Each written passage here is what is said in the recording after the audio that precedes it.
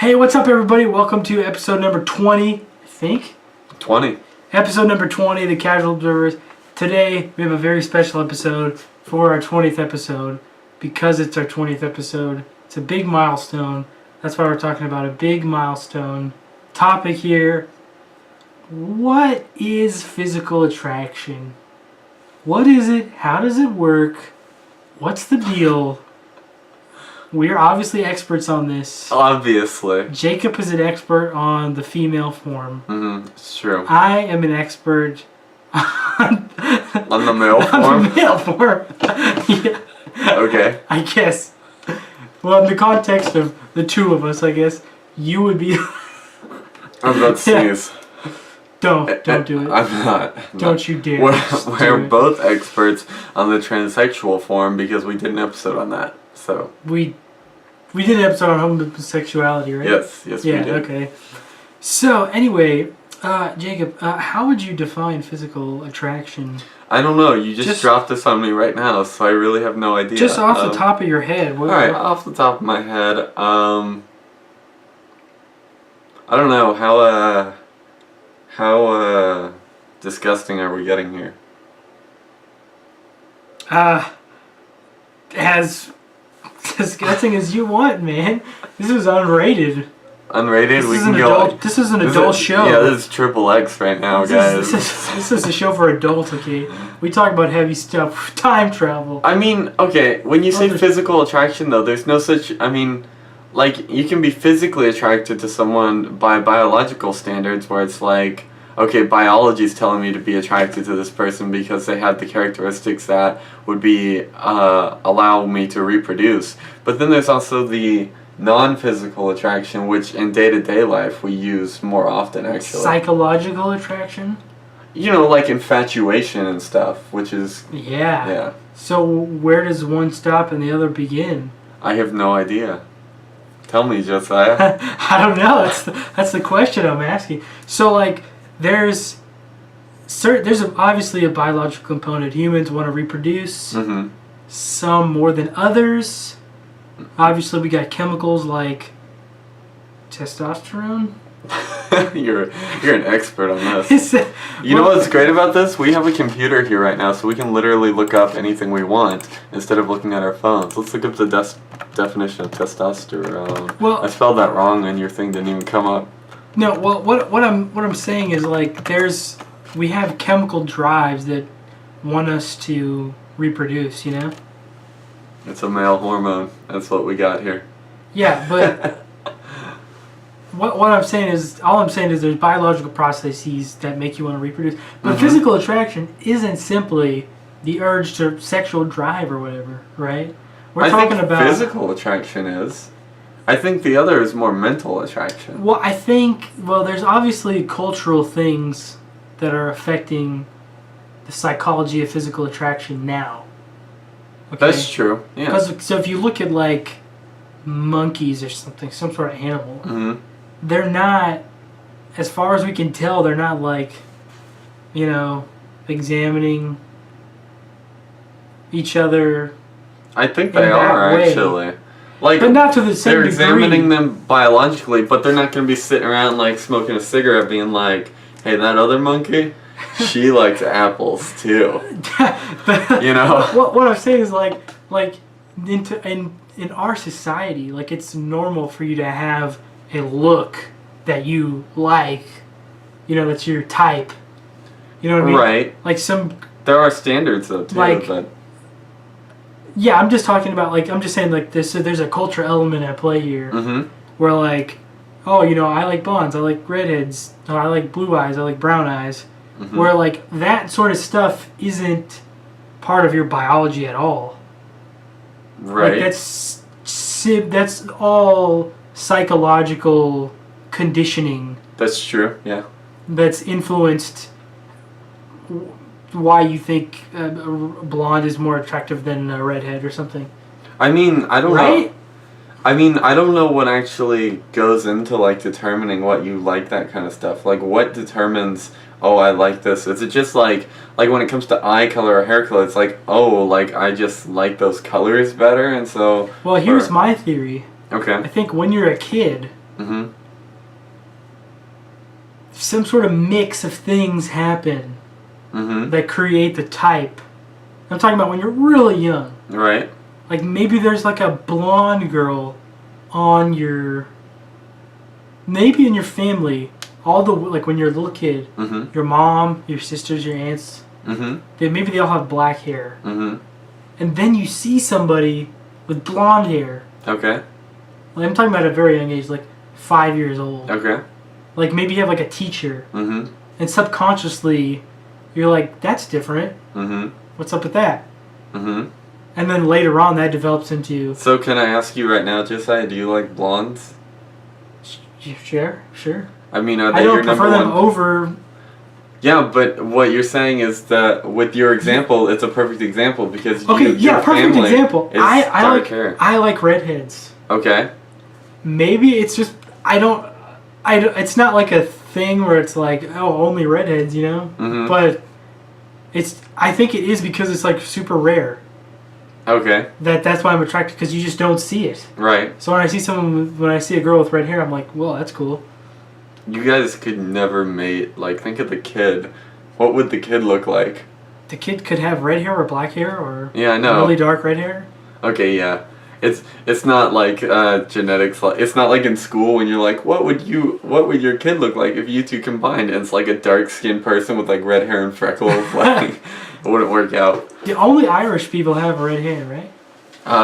No. What other race? It's just a recessive gene. No, the Irish have red hair. I mean, Like a lot. they also have like blonde hair and stuff too. I mean, Sure. yeah, if it's a recessive gene, but they're all like reproducing with each other, it's gonna become more and more common. So it makes sense that one race would have that, but it's not it's not completely like with you. It's probably like nowhere in you, right? Judging by your history. If it would be really far back. Right. But with them, it's just more popularized. But, I mean, it's not only Irish people. That doesn't make any sense at all. There are people born... But you have to be of Irish descent, though, right? No! Why? Okay. Because it's like, think about the original red hair would have had to have been a mutation. And it's not like we can say, okay, that mutation came from Ireland. Like, there was someone in Ireland with that mutation. Okay, I guess. Yeah. Alright, well, anyway. So, what I was trying to describe was the cultural aspects of attraction. Mm-hmm. You know what I mean? So you've got that's at play in what you personally find attractive, right? Can we agree on that? Yeah. You, I don't know where it you comes on board? from, but yeah. Well, yeah. There's like there's so many ways that you could come about. Maybe everyone in your family has black hair and that's why you... I mean, it's kind of like the same thing of like when people say, okay, what's your favorite color? It's like, I don't think there's really a science behind what your favorite color is. There is. Is there really? What Yeah. determines what someone's favorite color is? Well, it's not like a strict formula. Because, I But mean, there are like... first of all, people see colors differently, so there's all kinds of issues with that. That's true. Everyone's seeing colors differently. Well, it's not proven that everyone sees colors extremely vastly differently. Well, but, no, we would never know. Right, we would never know, so it's not proven. But see, but look, it is proven your shirt is blue, right? Yeah. We both know to call it blue, but we're seeing two different colors. That's the cute theory where people are like, oh, it's so deep, we could all be seeing different colors or whatever. But in actuality, we're all seeing similar colors, but it is proven, however, that... It's the same like with taste buds. That like, a lot of people... Some people are more sensitive to salty foods or whatever. Right. Same with your cones and rods. And that's what I'm getting to, is, like, males actually, like, you know, people use the term colorblind, but there's actually a bunch of different types of colorblindness. And males generally do not distinguish colors as well as females do. Males usually have like a tiny bit of color blindness in them, specifically in the blues and greens. Like males can't see blues and greens. Like when you get into that like teal area, they can't distinguish them as well, and that is proven. But the actual like if my red is your green or whatever, that's we have no way to prove that, but true, okay. and so that probably has something to do with that play. with what your favorite color is. What is the science behind what someone's favorite color is, though? Oh, there's like certain colors elicit emotions from people. Okay. So whatever you're emotionally prone to feeling is going to kind of dictate what you like to look at. So like your warmer colors, like your reds and yellows, Mm-hmm. they're more elicit more like aggressive and energetic Okay. emotions, while the cooler colors like your blues and your greens Mm-hmm. are like a more calm, like elicit more like passive emotions. Okay, what your top 3 favorite colors? Well, red and then blue and then I don't know. Okay, well I like red and blue. Those kind of have opposite. Yeah, I don't know what that feelings toward them. means. Yeah, What does that mean? I have no idea. Do you like my shirt? It's got red and blue on it. Yeah, I do. But I mean, colors like it's so hard. Like, But you don't even if you have a favorite color, which I don't even really think I have like a favorite color mm-hmm. because it's so contextual. You know, Right. like a shirt. I don't want all my shirts to be red or blue or both. Right. In general, shirts look better Right. if they're just like black or something. But Well, like, I mean, you don't want to wear like whatever. It depends on the like shirt. a bright fire truck red shirt all the time. right? Yeah. Maybe actually, yeah. No, I would never want to wear that. But Exactly. maybe if it was even like a though it's your V-neck. favorite color, maybe if it was a V-neck, maybe, I don't know. it just wouldn't look good on you. You know. But all I'm saying is, color, that's a little different. Because... I mean, that does have to do with the personal taste, though. Yeah, but There's a lot to that. Yeah, but like I was saying, like, it's kind of subjective, even within a person, what color they're going to prefer for a certain thing. What's interesting about that, though, is like, that... if you look at, like, if I ask you what your favorite color is, that may or may not be the color of your car, or your house, or Right. your shoes. Right. So, yeah. But, how colors make you feel is interesting, though, because certain colors are, like, more aggressive, like, on the eyes. Like, yellow is, like, one of the hardest colors for your eyes to, like, look at, whereas, like, green, I think, is, like, the easiest for your eyes to look at or something.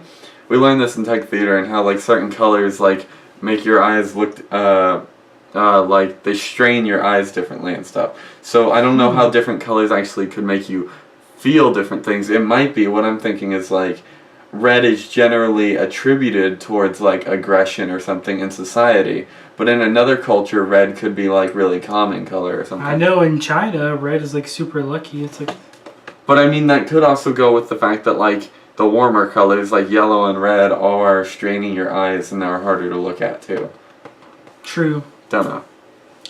But, anyway, back to physical attraction. Well, we're talking about physical attraction, because color is very important. In what way? I mean, Like hair color, eye color, race. There are so many. Skin color? Yeah, there are so many things that are important when it comes to nail color. when it comes to like psychological attraction versus actual biological attraction. Yeah, so there's the psychological component, which is like influenced by Did you like. say nail color? Yeah. All right, man. I was just trying to list another thing. Okay. Okay, so there's that psychological component which is shaped by like culture and family and so a lot of that stuff is set really early on, Mm-hmm. But then you've got the more objective sort of actual physical. Well, so there's another level to physical attraction beyond the biological attraction, which is like there's like these certain. They actually used to do this at beauty pageants, like in the 20s and 30s, when like this kind of thing was okay, but like just like basically scrutinizing women, Mm-hmm. like incredibly, where like they would measure your cheekbone height, and then like look at the symmetry of your face, Mm-hmm. and they would measure like your upper body to lower body proportions, and Mm-hmm. like it's crazy. Like you can look there's some videos on YouTube of beauty pageants, like from the 20s and 30s and stuff. Mm-hmm. And there are dudes just like with measuring tape, just like measuring women out. There was an episode of Malcolm in the Middle about that, and so it made me think that actually still happens. Did you ever see that? Mm-mm. Okay, there was an episode of Malcolm in the Middle where Reese, his mom is entering a beauty pageant, and he's like looking through the pamphlet and stuff of all the perfect proportions or whatever for what is beautiful in a woman. Wasn't the mom cross-eyed in that show? I think she has a lazy eye, yeah. Yeah. But they do a really good job of making it not visible very often.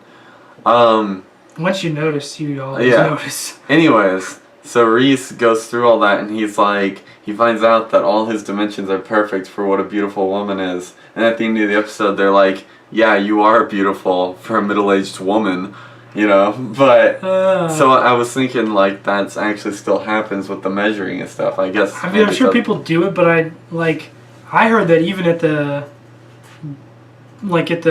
national Miss America contest, they're like phasing out the actual beauty portion of it. Really? Yeah. Which is weird because, I mean, I assume it's like personality is beautiful is like the thing that they're going for. When it first started, it was all beauty, right? Right. And then they were like, oh, this is like, we're really objectifying women here with this. Let's add in like other stuff. They're like intelligence is smart too. Yeah, then like it was like, they'd look at your grades and you'd have to write a paper and give a speech and have a talent and stuff like that. And now we're at the point where like they're like phasing out the beauty pageant completely, and it's just like what kind of issues are important to you, like big world issues that you want to fix and stuff like that, you know. So tables really turned there. So, I mean, you're like when they're measuring them out and stuff. What were they using as the standard though for like what's good looking? Like symmetry is a big thing. But is that just like, okay, we've looked at a bunch of people, determined who's beautiful. Let's find the common denominator between all of them and be like, okay, they're all symmetrical in the face. And so that means symmetry is good looking. Even though you could have half of your face be ugly and the other half be symmetrical to it. Like... Oh, look, several studies have suggested that people are generally attracted to people who look like them, and they generally evaluate faces that exhibit features of their own ethnic or racial group as being more attractive. Although both men and women use children's facial resemblance to themselves in attractiveness judgments, a greater percentage of women in one study found hypothetical children whose faces were self-morphs of themselves as most attractive when compared to men. That's interesting. So you're attracted to your own race, most likely? That sounds about right, except you like redheads. There ain't no redheaded Hispanic Indians. Well, if there was, then that means I would be like super attracted to them, right? I mean, I don't know. Picture one. You'd be like, that person's a freak, right? Well, only because I'm not used to seeing that. Maybe they exist. I mean, they could. Or any non-white race with red hair would look weird, I would think. Right? But that's just because we don't see it. I mean, we actually do see it. Hispanic girls dye their hair that like fake red nowadays all the time. Yeah, but it just looks so fake. You can like tell, like you clearly. I mean, some of them are pretty good at it, but. Well, now that you say that, the more fair-skinned they are, kind of better it comes off, I think. Yeah, actually, that probably makes sense. Because they look less. They look whiter. They look more white, yeah. So it looks more natural with the red hair. Huh. Good point there. Social effects. Okay, perceptions of physical attractiveness. Whoops. Contribute to generalized assumptions based on those attractions. Individuals assume that when someone is beautiful, they have many other positive attributes that make them attractive, that make the attractive person more likable. Okay, so that's another interesting. But this is all part of the psychological part. Yeah, like the beautiful is good sort of myth. Okay. Sort of. Yeah. So like, it's like the false notion that pretty people are more upstanding, right? Yeah, because like biologically speaking, I mean, okay. It's a self-fulfilling prophecy because if you want to like that person because they're attractive. Yeah, I mean, they kind of work hand in hand where the biological is saying, okay, you want to mate with this person, and so the psychological is saying that person looks good because I want to mate with them or whatever, right? Yeah. And so it's saying that thing is good looking. So I mean, that's literally the only thing that defines it. Like, there's something to ugly people that is like making our biology say, hey, this person has nothing attractive about them, I think. What is that? I mean, it could. Because are there ugly people that are good people? Yes. Okay, so obviously. It's okay. Okay, look. You don't need to be attractive to be a good person, right? Basically, right. But what they just have you been living that way your whole life, thinking that ugly people are useless to society? No, I'm just putting it out there. Okay, so, but I think they need to have like some qualities. When someone's considered ugly, I think what they have is like a lack of the qualities that biologically tells them as attractive. And this is proven when you take someone who, let's say you take someone who's just not that good looking, like, let's say you have a guy who's like 50 years old, not that good looking, a little overweight and stuff. You find out he's like a billionaire, instantly, there's people who are quote-unquote more attracted to that person because there's security there too. There's like a biological security of like, okay, this person can take care of me and my future kids, and it's like a psychological thing where the girl herself might just be thinking, oh, he's a billionaire, I can like mooch off this and like. But if you did know that he had money, would you No, if you didn't know that he had money, you would not be attracted to him. Well, that person's not. That happens all the time though, right? It's the physical characteristics, and then there's other characteristics too. That can make you more attracted to a person, but not physically attracted to them. For example, if someone, or instead of money, if someone was like, this happens more in females, where the rich male guy thing happens all the time, where it's like a rich guy marrying young women or whatever. But this happens more in females, or it's more stereotyped in females. Doesn't actually happen more in females. But like in movies and stuff, you get the like really pretty girl, and then it's like, wow, she is as dumb as a sack of hammers, so your biology is saying she wouldn't be good to raise your kids or something, right? Right. And so that's considered unattractive too in that aspect. Well, those are non-physical. Right, they aren't physical, but they are definitely. But they're contributing to the attractiveness. Yeah, how much you're attracted to the person. Yeah, that's true. Okay, good point. Okay, so there's a security issue there. But let's talk about the biological... Do you want to just like list off the things that are like... No, okay, well, see, here's the thing. There's a theory out there... Okay. That... So, in general, men tend to like... Go ahead, sir. Large busts and hips, right? Mm-hmm. Okay, in general, right? There's a theory that like... Dwight Schrute confirmed this. The reason that is because of, well, like a long time ago, men were attracted to that because that made them most suitable for childbearing. Right. Because those were the reproductive organs. Right. Or roundabouts. Mm-hmm. So, what do you think of that? You think that's true? I think that's... It makes so much sense. Is that really considered a theory at this point? I thought it was pretty much just confirmed. Like, well, think about it now. That makes sense. Like a lot of guys, and we're going to talk about women too, but a lot of guys, they don't necessarily want kids. We should have brought a woman onto this show. That's true. They don't necessarily Get want... your sister, dude. No way. But, a lot of guys, they don't just necessarily want kids or a family or anything, right? That's true. But they're just attracted to that. Right. So, is that a psychological thing? Is that a cultural thing? Did somebody tell them that this is attractive when they were young and now they know? I mean, no, I think that's biological. Some deep-seated genetic biological thing that's saying that is attractive to you? I think it's definitely biological. But even after generations and generations of not having to reproduce?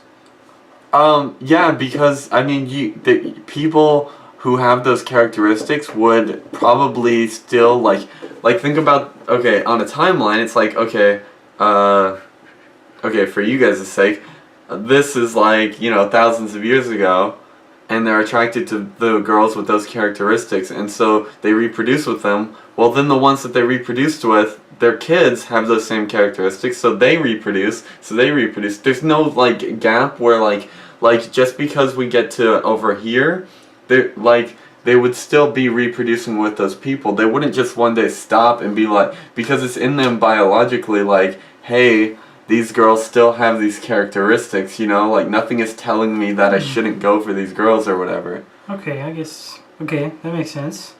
Like, so, I mean, yeah, I see what you're we saying. We still there's have nothing to reproduce at some point. In modern day society, we have to reproduce. You don't have to have kids. No, you don't, but the human race as a whole does. Oh, yeah. Well, yeah, when we're talking about individually here. Yeah, and that's more of like a psychological issue where the psychological is saying, or just like the mental is saying, look, I don't want kids, but my biology is telling me that these people are still attractive, right? Yeah, that's what I'm saying. Yeah. So, but what I'm saying is, like, at this point, it could be a lot less of a biological drive and a lot more of like a societal, cultural drive. Maybe. Where like came from our genetics. Mm-hmm. But at this point, I just think it's possible that it could be more of a societal thing where like we hear these things when we're young, and then that's what we believe for a long time, and then you're like, well, that's what I like. And I mean, I think in modern day society, though, you're kind of like overestimating that those characteristics are considered good looking. Like in media and stuff, that's like all we see, because I guess that's that's what it's been like for years and years and years. Well, it waxes and wanes. Sometimes, there's like trends like, oh, you gotta be really skinny. Mm-hmm. And then now it's like, oh no, it's all about that bass. Or whatever, Don't talk about that around and me. Like, I don't know. I don't listen to Nicki Minaj, but here she's got a lot of songs about. Let me say this though. Being plump. The all about that bass thing though is actually different, because all about that bass is implying that they think it's okay for fat people to be considered attractive, but biologically speaking, your biology is telling you that someone who is fat is unhealthy and therefore will be a bad mate for your child. Will be a bad parent to your child, because they could die off early or pass on some some trait in them that's making them fat, right? Yeah, see, like that's a little different. Whereas like, oh yeah, I see what you're saying there. But like I said, there's like a cultural issue there.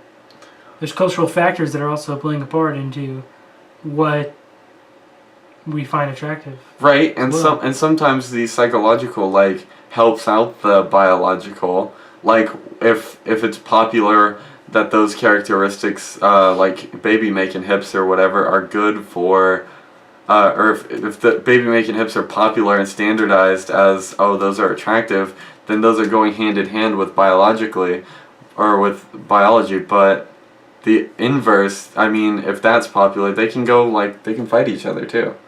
Yeah, that's what I'm saying. I mean, so it's weird, like, there's not really, while those biological characteristics did used to matter, nowadays it doesn't matter, and personal preference and psychological is just all that matters, and I don't know, there's nothing to it. I think it's literally just like, pick your favorite color.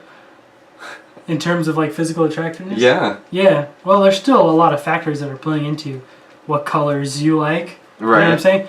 But let's talk about women here. Okay. Now, there have been... we're already talking about there's women. study after study that have shown... Okay. ...that women are generally more attracted. The larger the gap between the shoulder and hip ratio... Okay, yeah, I saw that, yeah. In a man, yeah. Yeah, in a man. Mm-hmm. And they've even done studies where, like, they're not even showing them pictures of real men. Mm-hmm. They're just asking them to rate... Right. Like animations of men, like faceless men. Mm-hmm. Yeah.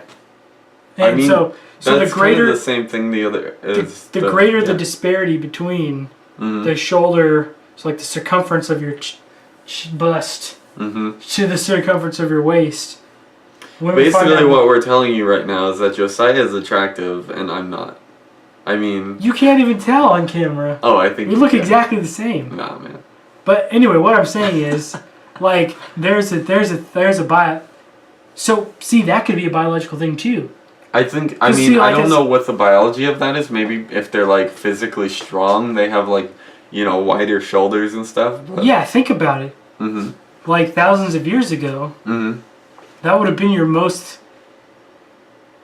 It would have been really important to have good upper body strength. Yeah.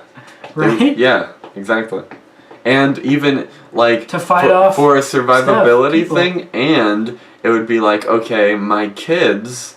I want my kids, like, maybe there's some kind of trait making that person gain muscle more or something, someone else. Higher levels of testosterone. Testosterone. Yeah. It's right there, man. Testosterone. There's only one S in it. How old are you? Testosterone. How old are you, Josiah? Yeah, and there could be something like that that's like, oh, I want my kids to also be that strong and be able to survive. Well, and like initially, they wouldn't be thinking that. No, it's you know, it's subconscious. Yeah. But yeah. Yeah. So there is that, and I think what's funny is like I don't think that's like culturally. I don't think that's really changed a lot. But I don't know. I know less about that. Like I know for men, there's like waxes and wanes and like like what is like attractive, you know, like like oh, super skinny in the 90s. And I was right. Like, oh no, you know, you gotta be plump. And I feel like now, if you're on Instagram, there's a lot of like women that like work out and like have like 6-packs and stuff. That's true. And it's like, okay, maybe this is which is actually maybe this funny is like because, the next swing. Yeah, because you would think like, okay, thousands of years ago, like, okay, a woman who is physically fit can like keep up with the group and stuff, but it's also like those physically fit women generally like aren't necessarily the original standard of like, you know, large chest, big old booty and stuff. You know what I'm saying? So that's the anthropological term that our booty. ancestors used. I've seen year one, I know how it is. You know. But, yeah, you know, on the cave drawings, that's how yeah. the women. And so that's kind of weird, but the women would also have to be probably physically fit. So well, you would think I'm sure those early women were pretty fit. Yeah, already. Okay, I was gonna bring up this point. You're talking about how those characteristics in a female and the characteristics of like a male with the wide shoulders and stuff, how those actually make sense with what we can think about biologically. We can say, okay, you know, those make sense. Maybe those are originally biological and they're just showing up today. That makes sense. But then, I mean, you look at physically fit women, like on Instagram that you're talking about, like, you would think, okay, that makes biological sense too. However, I mean, I don't think that's actually... Is it popular for physically fit, like with 6-pack women to be like really attractive? Like ripped women? Is that considered attractive? Kind of depends, I guess, on what... Exactly. The like. fact that you have to say that it kind of depends and it's not considered a standard is saying, okay, that it makes sense for the physically fit thing to be biological, but nowadays it's not a standard of what's attractive, and it really is personal preference. Well, I don't think there are real standards today. Like we say in general, okay, men like large chest, large hips, or whatever, but that's not. It's a overgenerality, I think. Right. But I mean, that's not. What I'm saying is definitely not. But the fact that we can say in general. And compared to the biology, we cannot say in general physically... I would say in general men like women that are in better shape. With 6-packs and stuff? Well, not necessarily 6-packs, but in shape, yeah, definitely. I mean, if you just look at any popular actress. Okay. Like, she's in pretty good shape. Yeah. You know what I mean? Right. And like, that's what we want to see, apparently. Like women in good shape. There's sure so many factors that contribute to that, though. Women want to look good, so if they're popular, they're gonna work really hard to look good. And then it's like maybe it's the other way around. And we see them in media. They're popular because they want to look really good. Or I mean, they're popular because they look good too, right? Yeah, I mean, sure. You got your Kim Kardashians. Mm-hmm. You got your Melissa McCarthy's. Okay. Don't even know who that is. You seen Bridesmaids? I have not. You seen Gilmore Girls? Years ago. She's the chef. Okay, cool. The Heat? Could not tell you.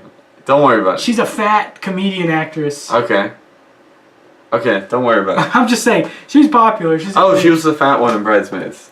Yes. Okay, I know who you're talking about then. Yeah, so... I haven't seen it, but I remember the... Yeah, so she's a comedian. Kim Kardashian, she's pretty popular. Right. She's not like super thin or anything, but if you look across the board, you got like pretty low body fat percentage in most of your popular female stars. Right. So in general, I think men do like fit women. Okay, but I guess that makes sense. They could be more popular, more like that's a perfect example of like, well, it's not a perfect example because Kim Kardashian is talked about more than the other one, but the fact that I knew who Kim Kardashian was and not the fat girl was makes sense, right? Well, yeah, she's... But that's just because Kim Kardashian is more popular, and I know of her because she's more popular, and she's more popular probably because she's more fit, while other people might not necessarily know the fat girl because she's fat or something. Well, I guess, more people probably know who Kim Kardashian is than Melissa McCarthy. But I think if you showed pictures of both women, you'd probably recognize both of them. Maybe not by name, but I think you'd be able to recognize Melissa McCarthy. Yeah, but knowing the name has something to do with like the popularity. Yeah, that's true. That's true. So there you go. Yeah. Yeah. So men do like fit women. Yeah, but not necessarily. What I'm saying is, you were talking about specifically on Instagram, like the ripped girls and stuff with 6-packs and like flexing I think and stuff. that's more specific taste. Yeah, which is what I'm saying, which is weird why it's a specific taste when you would think biologically that would be something that is desired, but apparently it's I mean, it probably was, but it's weird. Like in the 40s and 50s, there was like a swing for like women to be like ultra thin.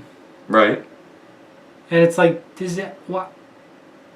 And it doesn't seem like there was like today. Mm-hmm. There wasn't that like, big chest, big hips. Mm-hmm. That's what's attractive. You know what I'm saying? I mean, so like there's like cultural swings, I think, in these. Right. There's cultural cycles. Which is and the psychological stuff is what I'm saying.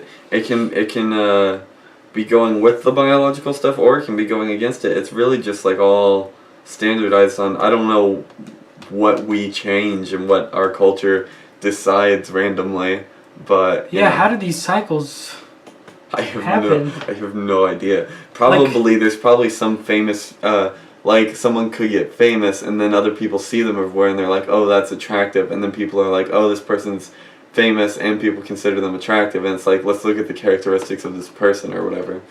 Yeah, I guess. But yeah, because it's not like it's not like someone's in there with like a clipboard and it's like, all right, really skinny girls were popular like 10 years ago, maybe we can bring that back. Like, it's not like that. I wonder, maybe it is. No, it's not. There's no way. Like you could, well, it's weird because there's like so many different like sections of society that are like into different things, Mm-hmm. Like if you look at like your hip hop crowd, they like those big old booties. They like those big old booties. Yeah. That's the scientific term. They like a good juicy booty. Mm-hmm. Like in your hip hop crowd, so think about Beyonce, mm-hmm. Nicki Minaj, mm-hmm. Mariah Carey. But again, that's almost like picking a color, right? Yeah, but what I'm saying is like, why does everyone that likes hip hop? It's just it's standardized. Like big old booties. I mean, there had to have been an original thought. Then you got your kind. Maybe it's the cultural thing of like people who listen to hip hop in general, they you get tend to be like of like African American or something, you know. Like Of a certain nowadays, race? you know, everyone's all races. Listen, yeah, but you know, originally hip hop and like funk and stuff, which funk did the same thing. Funk was all about that big old booty, you know. all about the bass. Yeah, well, no, all about that big old booty. Different. And, you know, that tends to be with African Americans, and maybe the race in general of African Americans, like big old booty or something, maybe that has more to do with the actual you're music. more physically attracted to your own race, right? That's true. So maybe black women in general have big old booties more.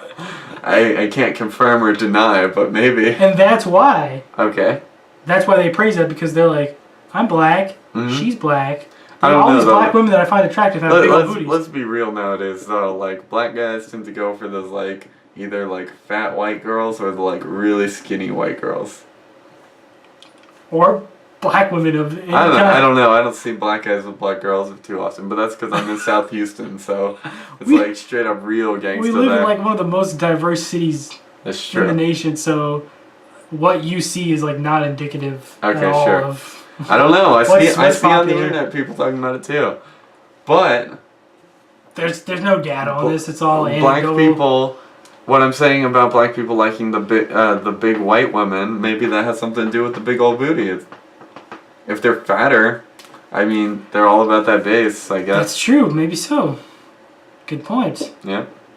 But what I was saying was there's like different facets, you know, like you got that hip hop crowd, Mm-hmm. then you got your crowd, you know. What's my crowd? You know, they're into that sort of like, you know.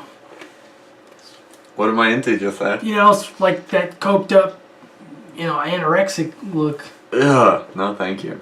You know, like that Yeah, super gangly. That's what we're into for sure. Like that, you know, like. you know. He has no idea what he's talking about. Like it's like that super bony, like kind of like bony. Yeah. Uh huh. Bony. Bony. Yeah, like look at all the emo chicks on the internet. Okay. They're all like, you know, they got like their purple streaks. Do they? And you know they're bony. I just googled emo chicks and I'm going to images right now. It's all just like faces with like their 10 different colors hair. I mean, they don't look that bony, dude. There's like a lot of different. Cause they look pretty normal. Well, there's. Nah, dude, there's pretty diverse here. Like that chick's like really bony, but then there's a couple others that are like thicker. That one's really bony. These are mostly faces. That's true. These are mostly faces. Anyways, back to testosterone. But anyway, you get my point, right? There's like different facets, you know? That's You true. you got your metal crowd. Mm-hmm. They're all about the treble. And I was gonna say, I guess. when you were talking about the big booty thing, and I said that's really just picking your color, because it made me think, okay, what do the metal people like?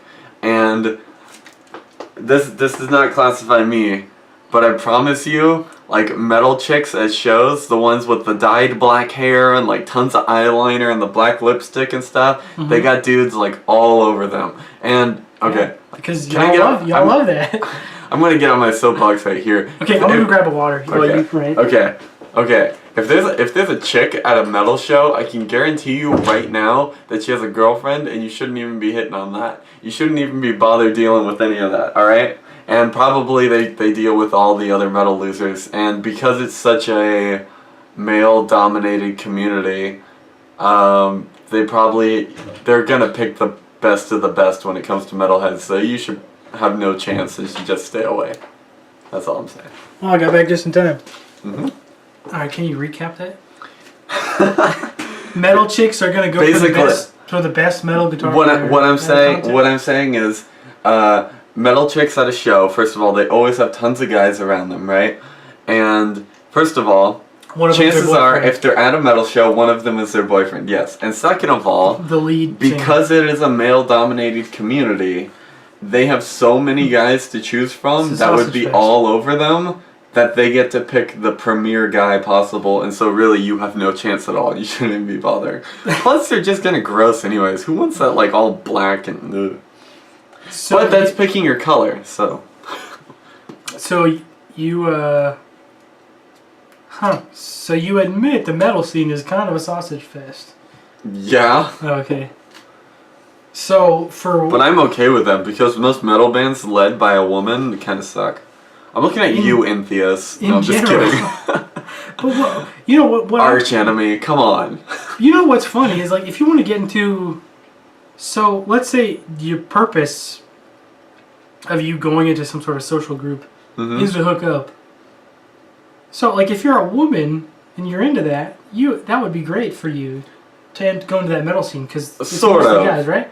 It is mostly guys, guy, but it's not good-looking guys. Let's be honest. The metal community true. of guys is not good-looking. It's like a lot of neck beards, a lot of people with like hair that they can't manage, people who don't shower and stuff, and they're just like probably fat Redditors and stuff. Like the metal community is not the prime pickings if you're looking for a guy. Would you say there's a lot of crossover between the metal community and the gaming community? Yeah, probably. Right? Yes. Right? There definitely is. Can we just get that out there? Sure. There's probably a lot of crossover between the metal community and the gaming community. This thing charging? Okay, cool. Okay, now it's not anymore. It's cool. Okay. Either way. Okay, so what were we talking about? Physical attractiveness? It's the same thing with gamer girls, by the way. What they're... Gamer girls, it's the same thing with metal girls and gamer girls have the same thing. Oh, if you find it attractive, like... Like, the gamer girl can pick the premier of all the guys because everyone's like, you play Skyrim too? Oh man, like, let's talk about killing dragons and stuff together. And it's like, freaking nerd, get out of here. Do you play Skyrim? I don't. I wanted to, but then it got all popular and I didn't have a computer at the time or something. And I just couldn't. I can't play single player games anymore. But that's a whole nother rant. Yeah. What about that League of Legends now, huh? No. I'm all about that StarCraft and Diablo. Diablo 3? Diablo 3. We're talking about physical attractiveness here, Jacob. Okay. We haven't finished, have we? I'm physically attracted to video games. Okay, so are there any other facets that you'd like to explore here? I mean, let me think about that. I mean, because I'm pretty thirsty. There's a lot of, I mean, it really is, there are a lot of different cliques when it comes to attractiveness and stuff. And there's probably some... Let's talk about this. Let's talk about what you should be attracted to. What's biologically acceptable, right? No. The healthiest person possible, right? Yeah, you should be looking for somebody healthy. Okay. Okay, let's Tell me, Josiah, what should I be attracted to? Let me ask. Change my point of view. No. Convince me. No. Tell me who I should be attracted to, Josiah. No, okay, let me start over here. What I'm saying is... Yeah, you need to start over. What I'm saying is, there is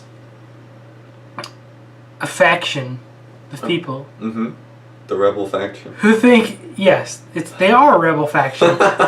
They think... I prefer the Imperials. They think that basing any sort of relationship off of physical attraction is like totally shallow. Yeah. Do you agree with that? I mean, okay. There's a word for people who find intelligent attractive, and it's... What is it? I think it's sapiosexual. I think those are the people who find intelligence attractive. Well, let's see. I mean, we can look it up faster on here than you can. I don't know. You gotta lean forward, really. I know, but I got sapiosexual. I'm good at typing from this angle. Yeah, sapiosexual. One who finds intelligence the most sexually attractive feature. Yeah. Wait, that's on Urban Dictionary. This isn't a real thing. It's not a real word? Apparently not. Okay, I've heard that word used before. Wait, here's an NPR article, so it can't be that obscure. Okay, anyways.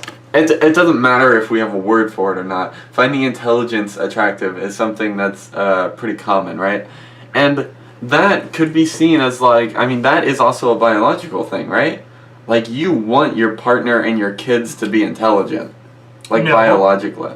No, because... I brought this up earlier. You don't want a blonde girl who's like as dumb as a sack of hammers. I just have to be blonde, you She racist. doesn't. That's just the stereotype, alright? For the record, I like blondes, so I mean, I can't actually be racist against that. Okay, sapiosexual is attracted to intelligence or the human mind. There you go. It's an adjective. I just want to make sure we're using this right. So, if you're sapiosexual, does I'm that making mean... a gent song right here. What are you doing? I was making a gent song with my clicking. Anyways. That's all it says. Wait, what did it say? I'm sorry, I wasn't It listening. just said it's an adjective. Okay. Yeah. I mean, those people... Does that mean if you're sapiosexual, that means you are attracted to? Yes. Yeah. A sapiosexual is attracted to intelligent people. So are you a sapiosexual yourself? I mean, I assume So that... like if a woman has like a lot of degrees, you're like, whoa, those degrees. Them degrees.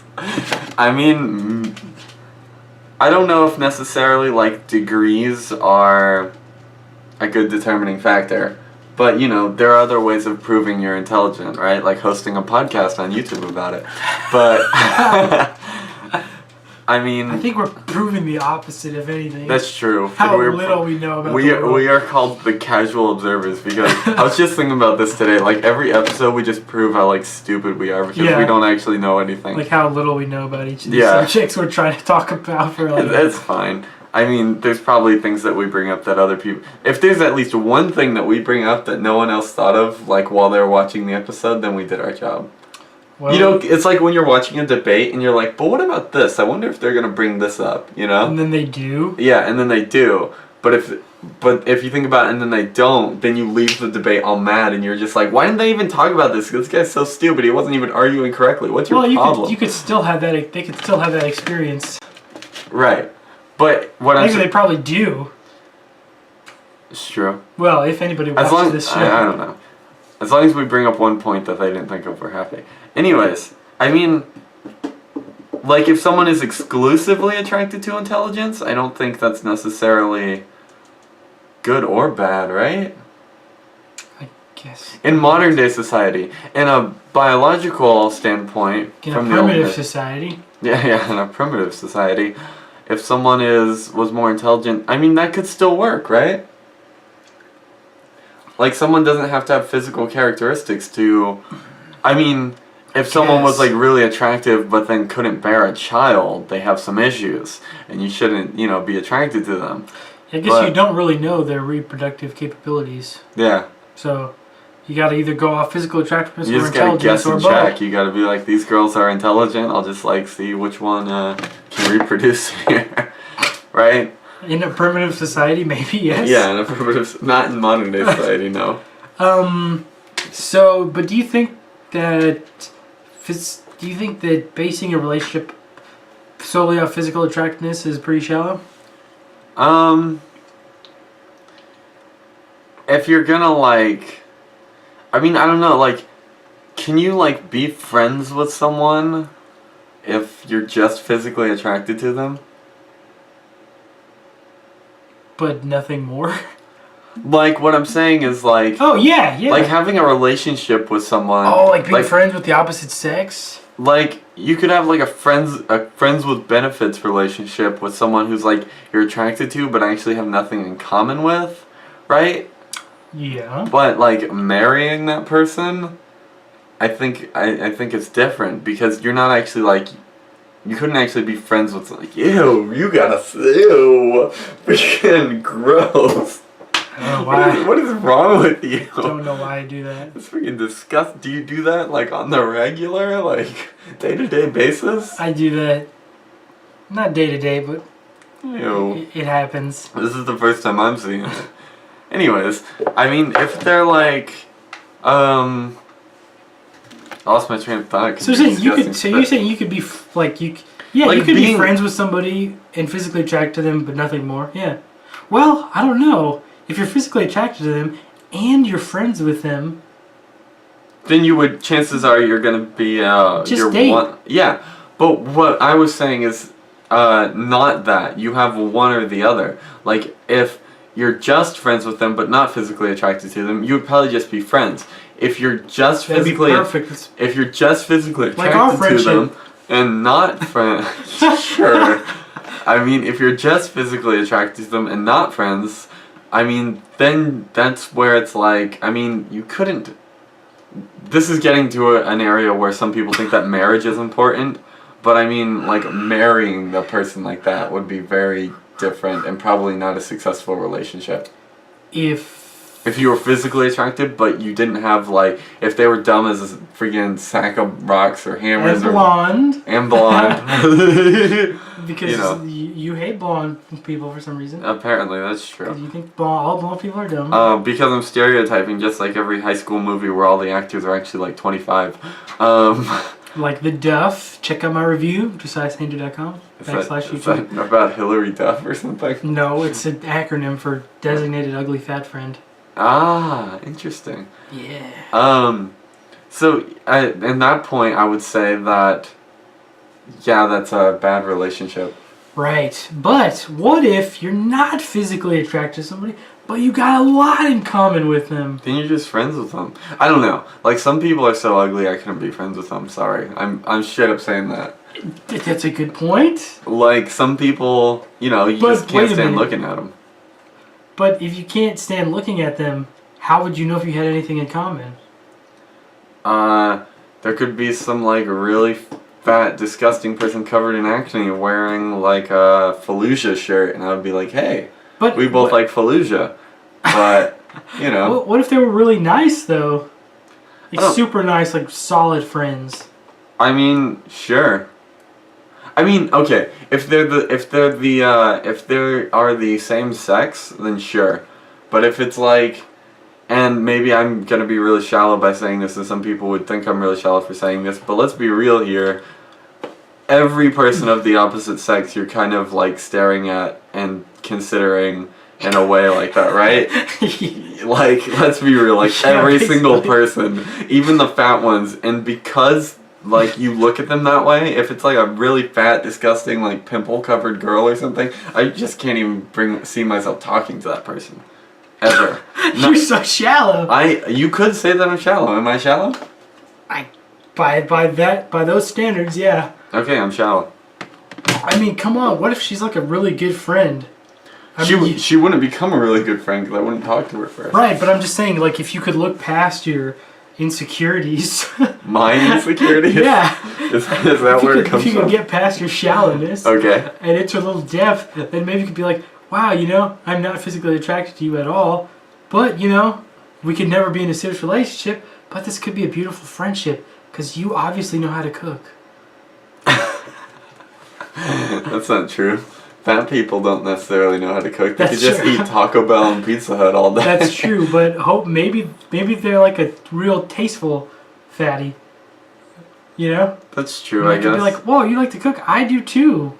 Let's get together. Let's bake something. Let's experiment. That is pretty shallow of me, but food. And that's probably because there's like a psychological thing in modern day society where we see fat people as like gross, as if there's something like mentally wrong with them when there's actually not. I mean, well, it could be. There could be, yeah, but I mean, if you go to Walmart around midnight. That's the only time I go. Those that's the only time I go to Walmart. I just went to Walmart at like 2 in the morning last night, actually. Wait, when we went? No, that was like 2 nights ago. Oh, okay. I told you, I go there all the time. It's across the street from my house, and when I need food and stuff, it's like, I go late at night. Wait a minute, why do you go so late at night? That's when I get off work. Oh. Yeah. So you see the fatties in there, huh? It's actually not like people would think. It's really more often just Joe Schmoes. But there's some odd characters in there, right? Yeah. I was, just last night, the security guard, I've talked to her before, she's a little weird. I came out, story time, that's not relevant at all, but it's a weird story. I was wearing my sleeper shirt, which has like, like the pentagram that's like without the horns and stuff, right? Mm-hmm. Okay, so I come out, and this security guard, who I've seen before, and I've probably talked to before at some point, she's like standing outside the Walmart, like brushing her hair, right? Which is weird. She's brushing her hair. She's getting a good brush in. And I don't really know what she said because she's kind of hard to understand. But she said something about, what's your shirt? I was like, oh, it's a band or something. And then she was like, oh, it's not a Satanist symbol. And then I didn't want to go through the whole spiel of like, no, it's actually a Christian symbol and all that. But I went through the whole spiel. And she was like, oh, I saw somebody the other day with like an upside down cross and 666 on their jacket. And I was like, oh, that's cool, I guess.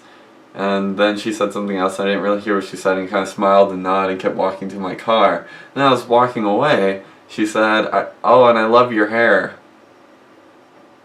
Isn't that a weird interaction? I would say so. Why would you go? You went through the whole thing. You're like, did you like explain like the horns and stuff? I mean, I went through it very quickly because I was like, I don't want to go through this, but clearly she wants to have a conversation, and I was like, oh, so it was one of those encounters? Yeah. Oh.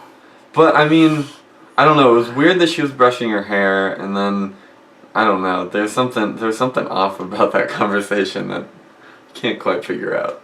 Maybe she was tired from the being awake at 2. No, it's clearly her job. She's clearly the late night security person. So. Oh, so she's just up for conversation with anybody. I guess. I don't know. Anyway, stay away from Walmart between those hours. You'll see people like me there. Yeah, look at you. If I saw you at 2 a.m. That's true. Wearing my O Sleeper shirt looks all satanic and stuff. I'd be like, whoa, this guy is serious. Wearing my camo pants. I just need batteries. I mean, the lights are out at my house. I've told that story about the guy buying a bunch of ammo on here before, right? They sell ammo at Walmart? Yeah.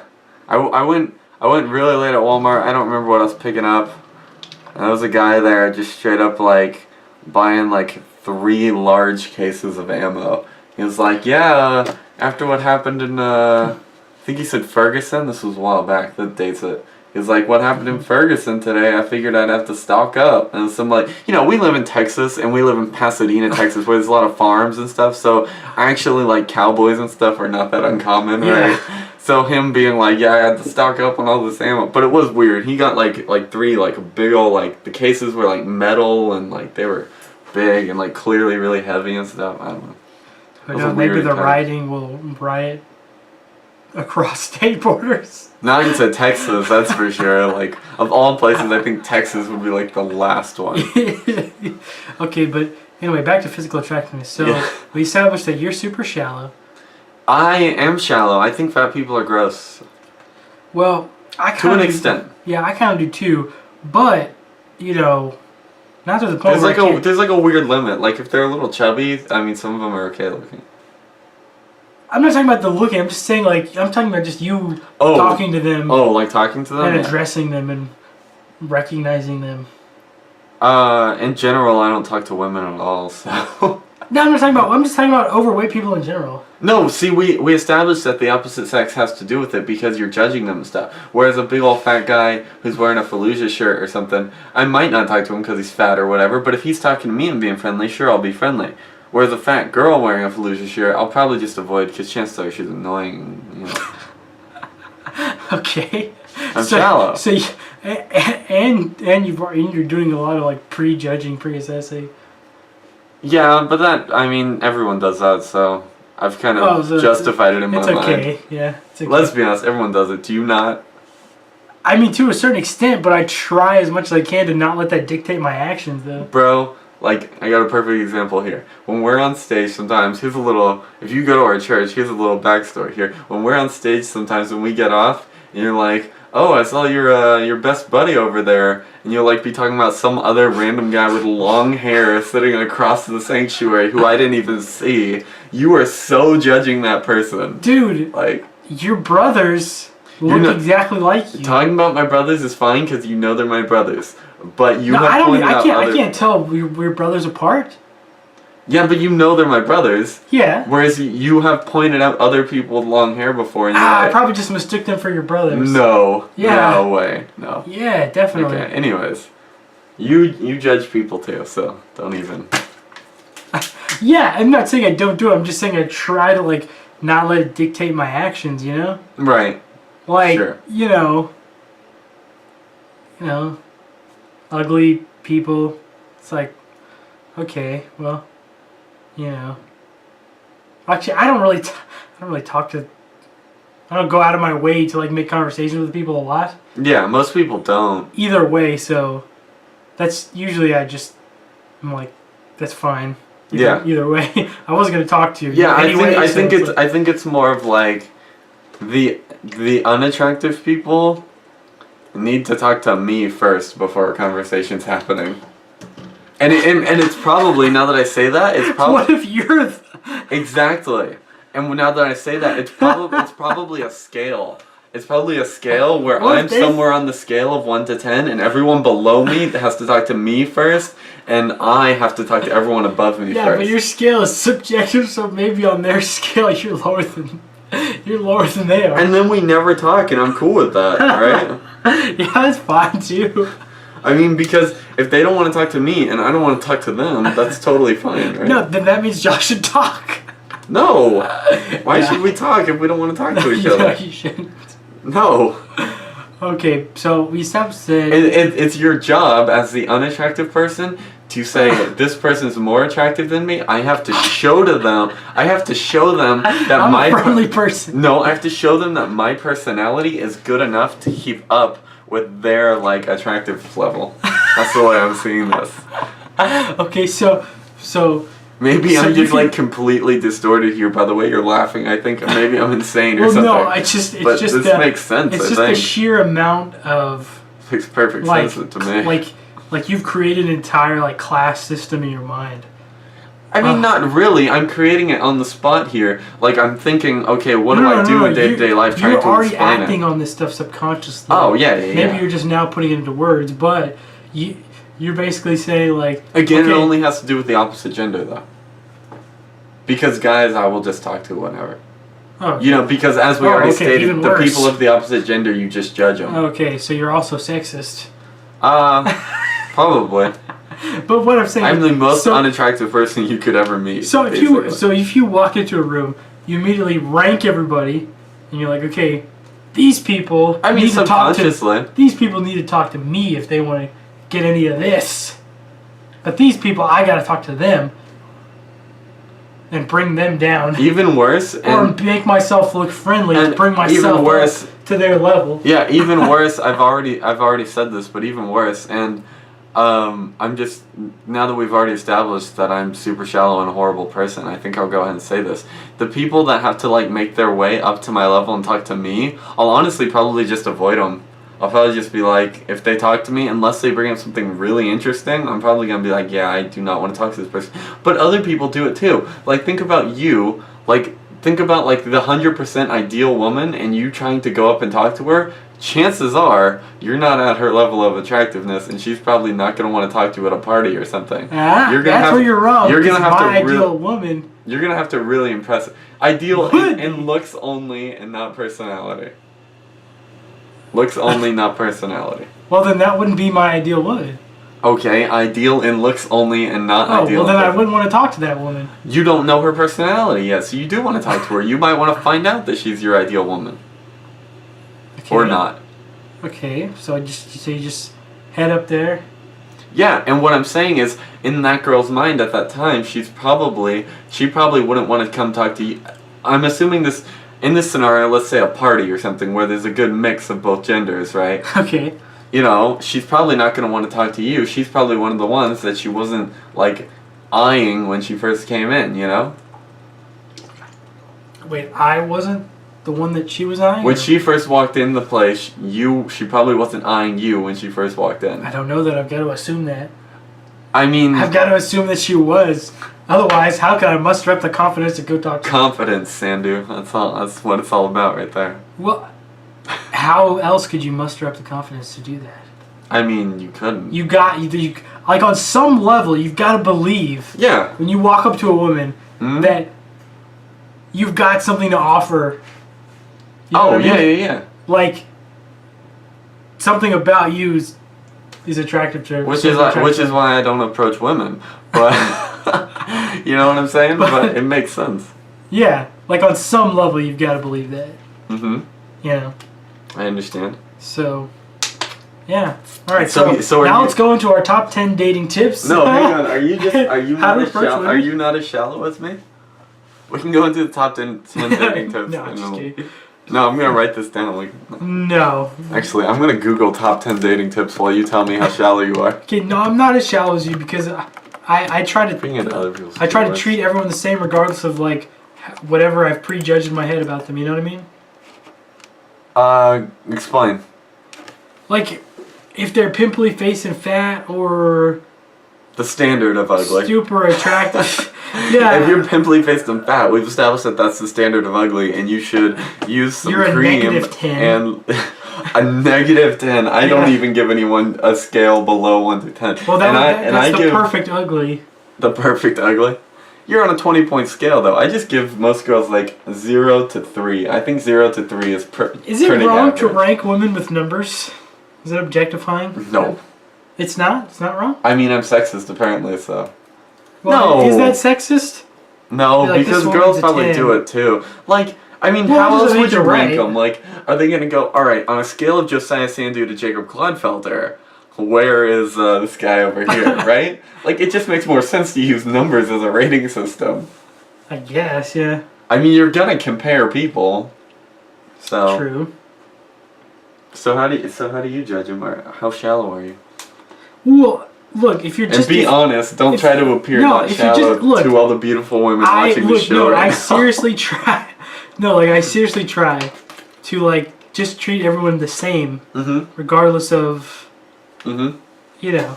And I think that's probably true. I think you're telling the truth. But, yeah, I mean, unless I am, like, physically attracted to them, and I do want to get to know them on that, you know, personal level, obviously that person you treat slightly differently, and you're a little more assertive. See, top 10 dating tips, number 1 is that you don't treat them differently, you just be yourself. That's number 1. We have 9 more to go, ladies and gentlemen. Yeah, I'm just saying, you know, you're going to be more attentive to that person, you know, if you're actually... Attentive, yes. You're going to be more focused on that person, you know? Oh, yes. But I'm just saying in general, like, you know, if you're at school or at work or at a party or whatever, you know, just try to, you know, nothing wrong with being nice. Right? And regardless of however you prejudge them. That's true. But I mean, do you ever talk to people just like small talk for no reason? Not really, no. See, that's what I'm saying is like, I don't talk to people unless like I need something from them. Yeah. Like, not in a like a oh, I'm Cashiers. greedy and I need something from them, but you know, like a Cashiers. hey, I need to talk to you about this, you know. Bosses. Like me and Josiah don't go. Co-workers. I don't think Josiah or me have ever said, how was your day to the other person, or how are you doing? You know, it's like we talk to each other with necessity. It's like our text messages are like, I'll be there in 10, or, you know, like, what's the topic for this TCO episode this week, or, you know. How was your day? No, I'm just kidding. You just ruined it. You ruined our relationship. I'm leaving. I can't talk to you. You have an ugly personality. I can't stand people who small talk. Wait, what was your point about small talk? Yet you just said My point is that you wouldn't talk to these people anyways, and like while you say you're trying to be friendly to them, you try to generally be friendly to everyone. It's like you probably don't go out of your way to talk to everyone anyways. And so you're not going to talk to the people who are less attractive to you anyways. You're actually gonna talk to the people who are attractive to you, or who are attractive to you, because that gives that you have a purpose there. You're like, hey, this person's attractive to me, I have a goal here. Whereas someone who's not attractive to you, you're going to talk to less, and probably, you know, like you're not going to have small talk with them, whereas small talk's going to happen with the person you're attractive to. Because you have a goal there. You have a purpose. And this is something guys do more often than girls, I think, is the stereotype. You know, like, girls will generally just, like, call each other up and be like, hey girl, what's up? You know, where guys will not do that ever. We have a purpose when we do something, and so what I'm saying with you, I could call you up and please say, hey do girl, not. what's up? Please do not, unless you call me girl and refer to me as a female the whole time on the phone. Okay. But what I'm saying is, while you're saying that I'm more shallow, I'm saying that you do the same thing. Like, you have a goal. While you're being friendly to all of them, you won't talk to them unless you have a purpose to talk to them. Right? Well, that's true of all conversations. Right. That is true. And what I'm saying is more conversations will start with the people who are more attractive because you have a purpose there. You have a purpose with people that are more attractive, and so you have more conversations with them, and you will just generally not talk to the people who are less attractive, right? Okay, that's good. And so while it might seem like I'm shallow, I think it's really just that happening right there, where it's like I'm only going to talk to the people who are attractive, or their personalities are attractive or something. That's a good point. My point is just be nice to everybody, And that's acceptable. Yeah. I guess. I mean, I generally try to not be a dick all the time, right? Oh, thanks for that. I mean, I don't know if I'm a jerk. I think people consider me a jerk. I'm a jerk, guys. I think to a good, probably not the majority, but probably a good chunk of like just regular people probably be like, wow, that guy's not too nice. Well, I'm not really friendly because I'm not, starting conversations with them or whatever. It's like, because, okay, this is the difference between me and you. While that is true, if someone comes up and talks to me and tries to small talk with me, you will small talk and banter back where I won't.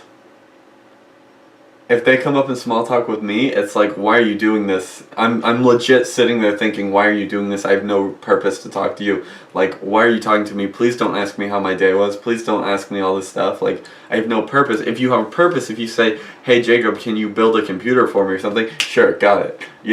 Like, or if you need to relay information to me, like, hey Jacob, this happened today or something and I thought it was interesting and we have a topic to talk about, something like that. And see, that's the difference. You're more friendly in the sense that you will small talk with people and I won't. And so maybe that's why I'm considered more shallow, because I only talk to the people who I have a purpose with. Alright, top 10 dating tips. Get prepared for your date. Get your act together. Look your best. Join a gym. Read health magazines.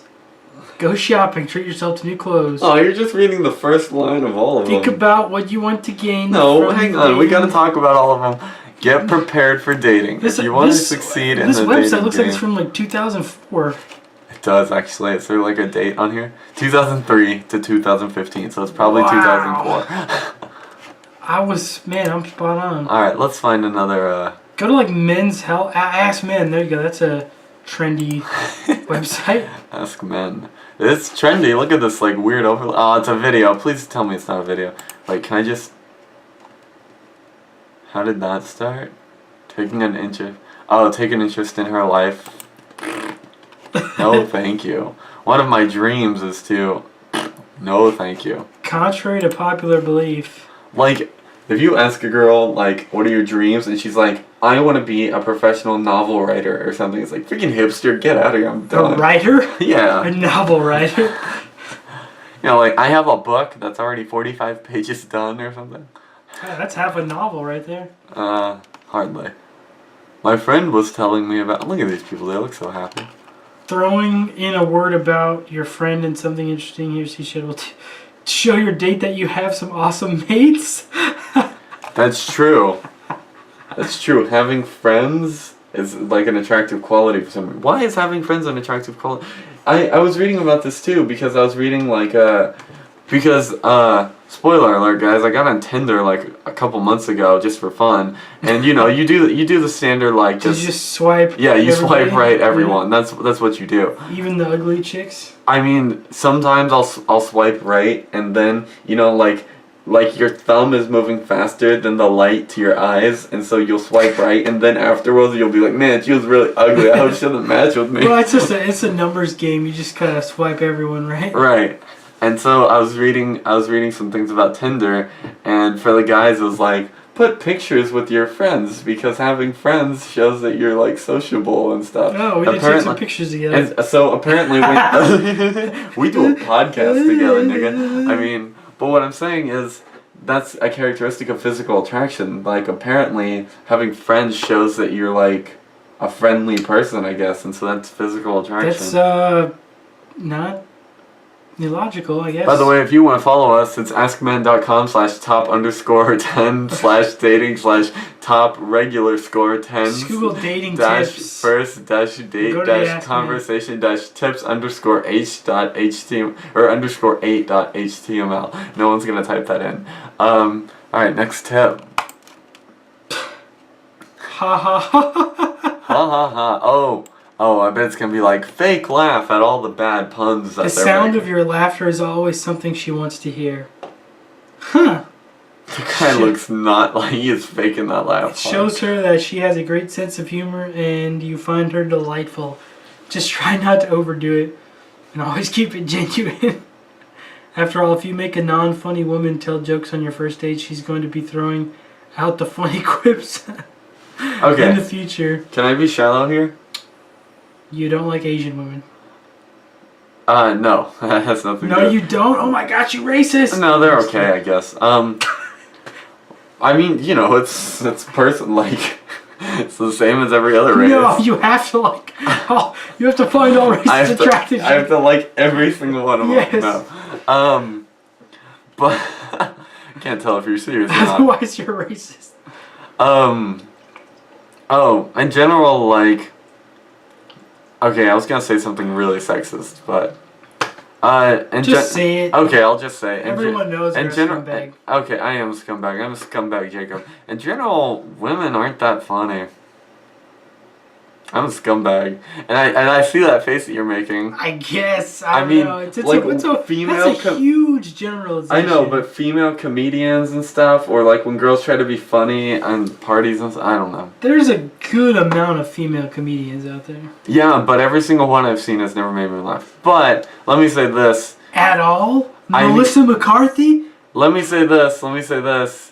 Male comedians actually don't make me laugh either. So maybe I'm just judging the females because I judge females more, and that's why I think that they're not funny. I really, like, when I sit down and watch, like, you know, like Conan or something, I don't actually laugh, like, during a whole episode. Like, it'll be, like, maybe... You just watch? Basically, like, I can't bring myself to laugh out loud. It's like a 1 in, like, 10 episodes, there'll be, like, one joke where I'll be like, ha! You know, that's it. Like, That's what you need to be doing on dates. Ha! Ha! Ha! So she'll know that you find her delightful. No, I mean, see, if a girl makes a good pun, there you go, you won my heart. But, I mean, also, I think that tip's bad because, in general, making jokes is not actually like a form of communication. Making jokes is a form of avoiding communication. Like if you have to, I don't like to communicate. If you have to, at all. If you have to tell jokes to keep a conversation going, you're not actually having a conversation. Knock knock. Who's there? I'm just kidding. I mean, it's a pretty good point. Like if you know someone who's always just like the funny guy, like think about a class clown in school or something. Like how well did you actually know that person? It's just like you were just like, oh, that's the class clown. He's the funny guy. Yeah, I think the funniest people are the ones that like don't know, like they aren't trying to be funny. Oh yeah. They just kind of. I mean. Weird or whatever. I'll say this without being gay. I think you used to be like that, and I think you're still like that. Like I think you used to be hilarious, but because I'm around you more often now, I think you're. You know, I'm used to your hilarity, so I'm like, you know, I'm more natural to it. But I think you have that like natural, really good humor. Not to be gay or anything, but I'm just using it as an example. Well, now I know you find me delightful. Delightful, that's the word we're using. Are you Turkish at all? Probably a little bit, yeah. So can I call you a Turkish delight? If you want to. Alright. Look at these people, they're so happy. Actually, that guy looks like he's gonna kill her. He's like, oh, I'm ripping her throat out tonight. Oh man, that's bad because I've been watching that show The Fall, and it's about a male strangler that strangles women. Sometimes the best way to get to know someone is through personal anecdotes. So go on and share an experience that stands out as a great memory. That's actually good. They showed them biking together. That's pretty good. Isn't this? Wait, what? They're already biking. Yeah, that's like their they first date. They gotta be pretty. No, that's like their first date is biking? Like, if you notice that someone's physically fit, it's like, hey, I know this good trail, you want to go biking with me? You know, I got a spare ride. If you know that they're a biker, then... No, if they're just physically fit, like, generally people like going need a good bike to go on a bike trail. You could say, if you had a spare ride, is what I said, you know? Oh, okay. What I'm saying, you know, because in general, it's like, a movie date is generally considered a bad date. Is it now? Yeah. Dang, I love movies. Oh, that's sex for you. You do love movies. I would love to go on a... women, if you It's generally because you're not actually getting to know them during the movie, you know? That's why you go to dinner afterwards. That's true. So you can talk about the movie. I don't know. I can't verify. I haven't been on an official date ever because I'm a loser and shallow. Oh, there you go. I had a really good time. By the end of the first date, there's often an awkwardness that descends, with both parties not knowing if the other had a fun time or not. if you had a good time with her, then tell her. That seems pretty self-explanatory. Huh. She will really appreciate hearing it, and it'll save her from having to dissect the dates, occurrences with her girlfriends. I don't think that it'll save her from that. Or anyone, really. Because what else are you going to say at the end of a date? Hey, that was pretty okay. Thanks. Wasn't there a Friends episode on this where Chandler didn't like a date with the girl, but he said, "I'll call you," because that's just what you say at the end of a date, and then he never called her, and then Jennifer Aniston got all mad at him because she was friends with the girl or something? I'm sure you don't watch Friends, That do you? seems like a plausible episode. I'm pretty sure that was an episode. No, I've only seen 4 full episodes. Oh, okay. Do you not like Friends or something? No, I've never. Well, not really, no. Okay. It's okay. I mean, that's reasonable. It's not that good of a show. To me, Friends was always the show that's like, oh, this is what I'm going to watch when Seinfeld's not on. On TBS, like reruns? I mean, yeah, but when I was a kid, I grew up without cable, so I'd watch, Seinfeld and King of the Hill and stuff. Oh, I love King of the Hill, though. I don't really want to read all this crap. Alright, have you ever been to? That's the next tip. No, I'm just kidding. Of course you don't know if she had a fun time, but you can set a platform for a future date without saying pushy. For instance, mention a great sushi bar or Italian restaurant you've dined at, or a great movie. Or ask her if she's been there. This is a casual way of sussing out a second date. Blah, blah, blah, blah, blah. These dating tips suck because we're going to have to do the inverse too and get great dating tips from AskWomen.com, and I don't want to do this. I'll give you a call. Yep, we already got that tip. Yeah. Are there women? Yes, I'm sure there are. I'm really into wine, apparently, by this picture. It's good to let her know a bit more about yourself. She'll love to hear about your interests, favorite getaways, and hobbies. Bro, I wear my hobbies on my chest. If you don't know that I like death metal, then we probably wouldn't be on a date. Out. We probably wouldn't be on a date in the first place. Just leave. I'm literally have hobbies printed to my chest. Like, come on. Well, bands aren't. Is that a hobby? Listening to music? I mean, if all I wear is band T-shirts, you can probably guess that I'm really into music and go to a lot of shows. What if you ask her out on the first time y'all ever meet? And so she only sees you wearing the one shirt, and she's like, "Oh, this guy's probably got varied interests that are representative in his shirt choices." Oh, it's like, can I have the bill? It's the #1 tip. Of course you pay. But I mean, do you? But I don't know. Maybe equal opportunity. I wear cargo pants too, and boots and Crocs and stuff. So that's very metalhead. And I have a neck beard and a regular beard and long hair, and it's pretty clear. You're just putting it all out there. Yeah, you're sending all the signs. People know what I am. While you're a little more vague. People don't know that you like movies. People know that you like working out and being healthy and stuff, but not movies. Yeah, how would you know that I like? Should I just wear movie-themed shirts? Like Back to the Future shirts and like Tarantino shirts? No, see, that's not actually considered attractive. Like shirts? Sure. It's true. Go shirtless all the time. Shirts? I think isn't the generally considered attractive as like button-up shirts or something and stuff like that. Every girl's crazy for a sharp-dressed man. Yeah, because you're into music. So you know. So I'm referencing ZZ Top. Yeah, so you know the songs. I mean, even you knew that song though. Look up. That's because they played it at a beauty pageant that I was in. Really? That's it? It was like a male beauty. Actually, no. It was a male, female, like sort of kind of beauty pageants, that kind of a thing. Okay. I won. Did you really? Yeah. How'd you win? You answer questions. Wait, did you beat a bunch of people that were taller than you? I did. Nice. Dude, and one guy that was shorter than me.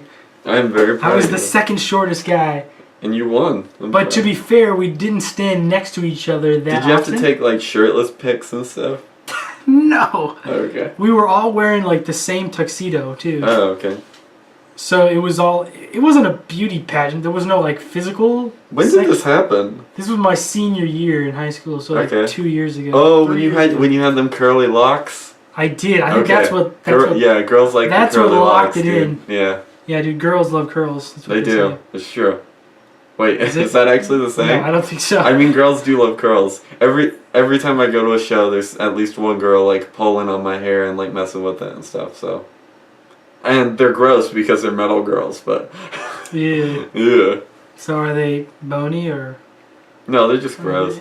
Oh, like the ones with all the piercings on their face. Ugh, Yeah. No. Mm-hmm. Like Tatted up real good. no. Sleeves. I mean, they do have the tattoos and stuff. That's gross. Mm-hmm. I mean, Teardrops. Come on, guys. Like, get tasteful tattoos. Yeah, like. Only Like an eagle. Like let's be honest here. Like I think, and maybe I'm being sexist by saying this, but when it comes to tattoos, Yeah. I think that only guys can really pull off like the full art, like arm tattoos and stuff pretty well. And even then, they have to be really tasteful. Like I'm expecting like tons of different colors and like really detailed and stuff. You know, whereas on a girl, it's not very good looking. I don't think. But that's personal preference. That's picking colors. What if it was like a fake tattoo? That's fine, I guess. I mean, if it's temporary. What if it's like a fake, like a sleeve that like he just puts on, looks like a tattoo? Oh, I hate those. This is stupid. Oh really? This is so stupid. Why? Why are you laughing? I don't know. I don't know. Have you seen a girl wearing those or something? No, I don't. Do those exist? They do. Oh, okay. Yeah. Maybe I'll get one. No, that's Since I can stupid. pull it off because I'm a guy. I mean, see, you're darker skinned too, so it's a little harder for you as well. True. Like, you couldn't have, like, you know, All right, like pinks and greens. Let's all talk over. about what.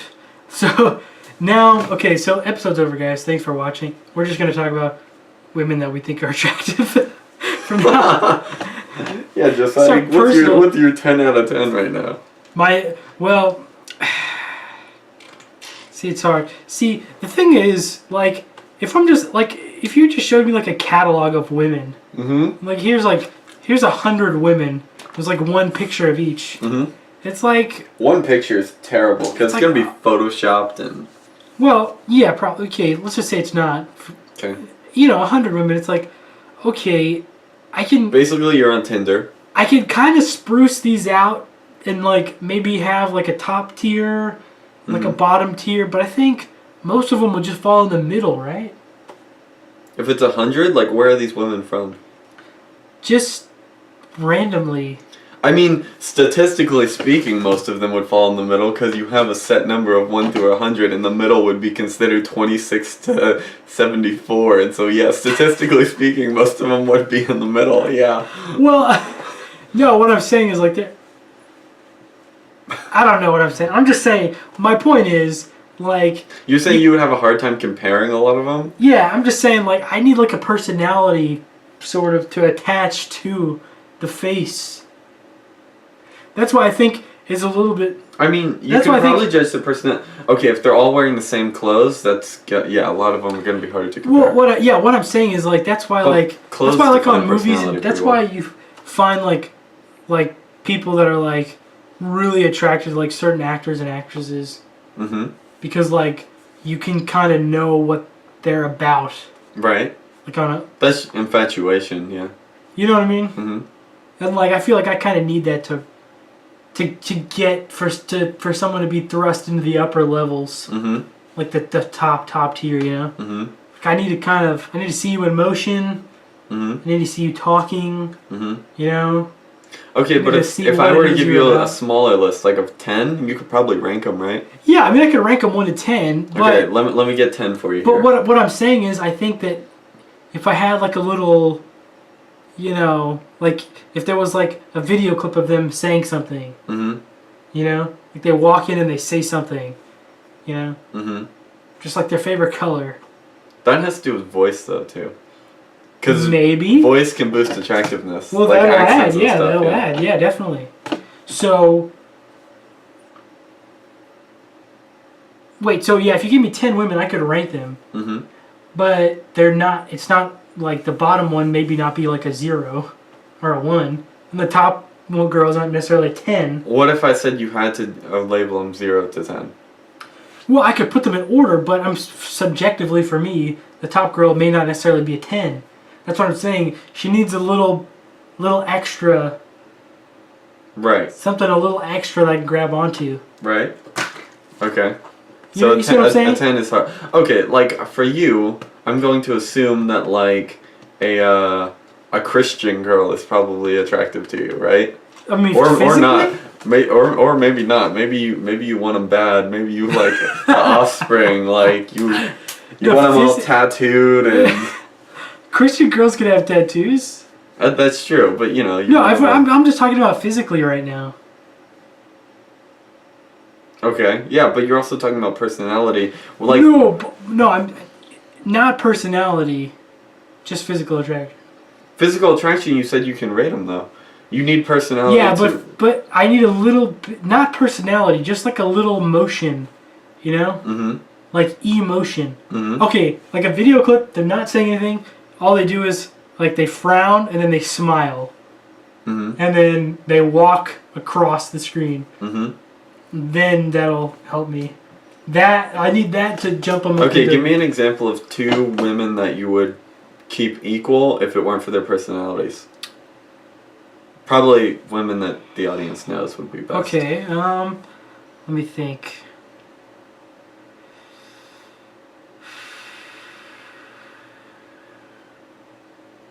Okay, Gwyneth Paltrow and well, I know what she looks like. Olivia Wilde. Okay, I know what both those look like. Okay.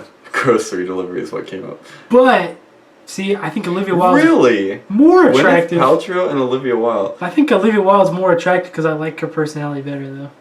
Gwyneth Paltrow's like old though. She's 42. Olivia Wilde's what, like 35 or something? Yeah.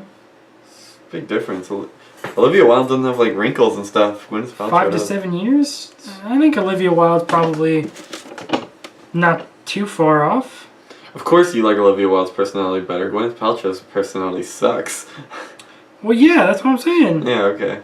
That makes sense. Why am I even doing this? You have a wireless keyboard. Oh, she's 31. Okay, that is a huge difference. Yeah, she's pretty young. Okay, Gwyneth Paltrow's 42, I know. I'm sure you knew that. Because I looked that up personally. But okay, fine. 31-year-old Gwyneth Paltrow.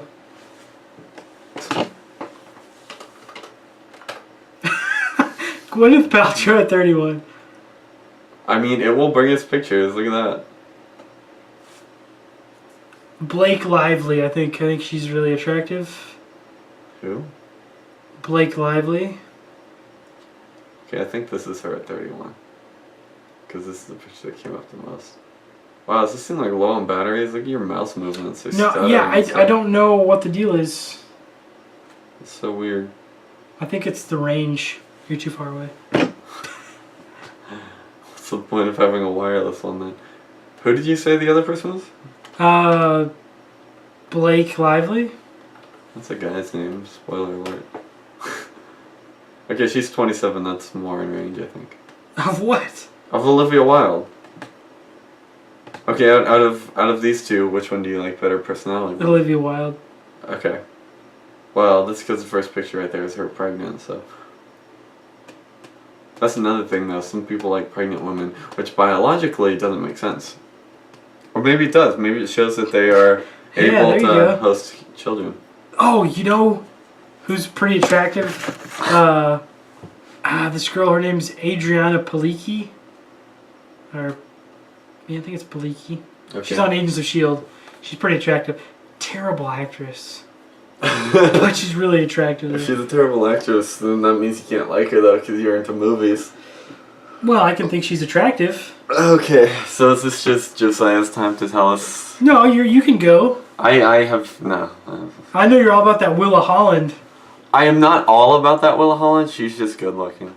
Younger her was better looking. Let's be honest. She's like 22. Yeah, no, she's like 24 now.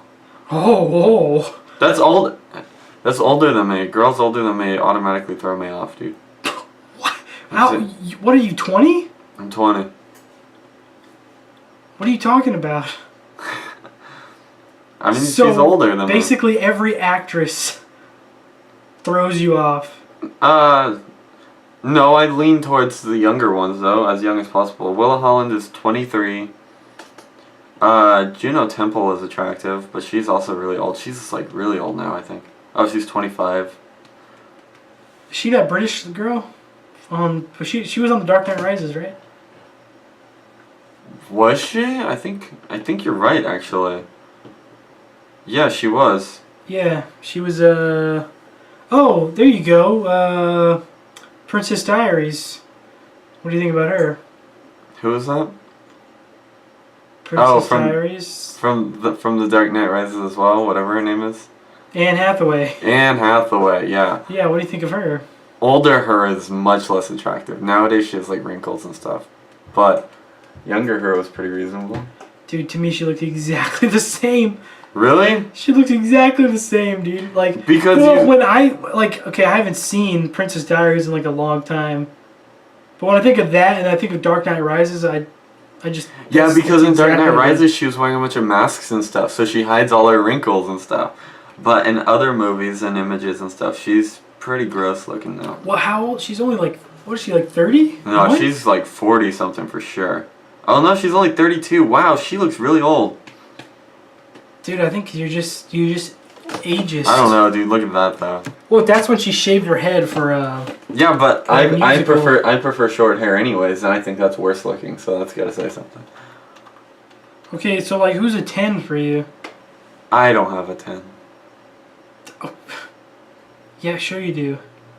Just think of all the women. Who's at the top? That's your 10. Do I have to make this all public information? Well, no, but if you isn't want fun. to, nobody's listening anymore. That's true. No one's listening anymore. All right, I can give you like my top 4. Okay. Willa Holland's one of them, and Juno Temple's one of them. I don't think Juno Temple is that attractive. Juno Temple is good looking, except for her messed up teeth. I'm not seeing it. Go to Images. There's a redhead version of her. I know you like redhead. Well, in general, I mean, yeah. No, I'm not seeing it. She's falling towards the middle for me. Ellen Page, but she's gay now, so. Well, you can still find her attractive, I think. And even though she won't find you attractive. Georgie Henley, but we haven't seen her in a long time, so don't really have any reference point for that. That was really bad spelling. No idea how to spell that. Yeah. See, we haven't seen her. Dude, she looks really young. She's so young. That's what I'm saying. We haven't seen her in a long time. So all these pictures, she's like 17 or something. Nah, she's got an underbite. Or an overbite. The fact that you can't tell definitely means something. No, her face is too wide. Sorry. Okay. Plus, she was in Chronicles of Narnia, man. Yeah. Oh, I used to think this girl was attractive. Her older sister. Nah, she's got huge lips. Anna Popplewell. Cool name though. She's only 26. Hey man, freaking Georgie Henley. I like for some reason I like so women between like 25 and 35. I guess. That's too old for me. Georgie Henley's my age. Yeah, she does have a weirdly shaped mouth. Yes, she does. Okay. Who else we got on the? Who's else on the list? On the Jacob list, there's no one. There's like a top 4, and that's it.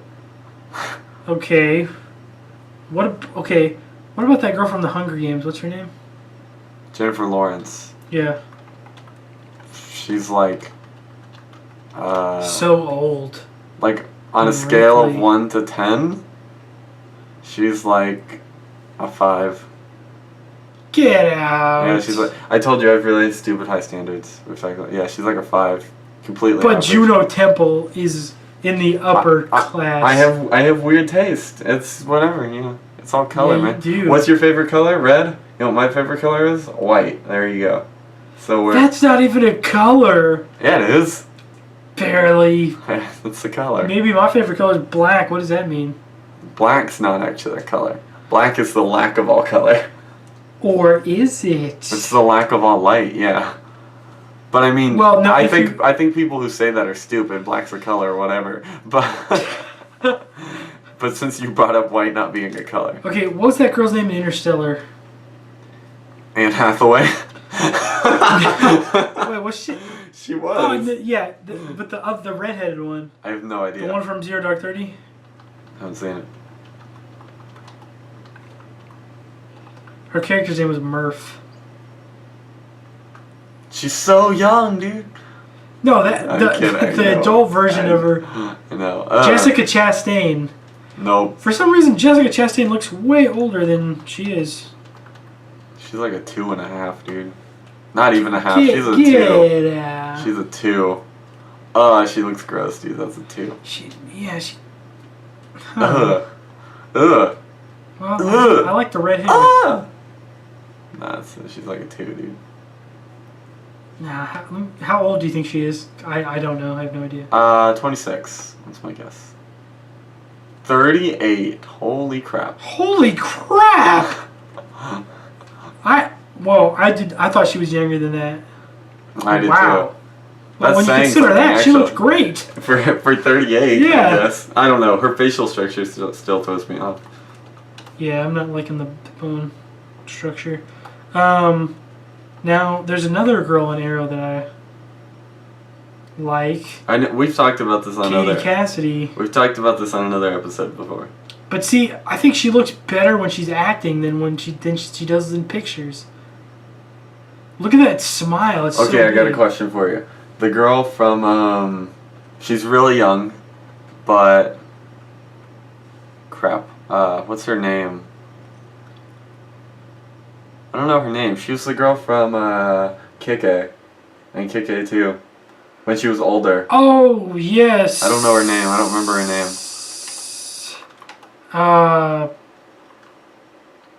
Man. But a lot of people consider her really attractive. Chloe Grace Moretz. Yeah, she is attractive. Really? You think so? Okay. I think so. I don't think so.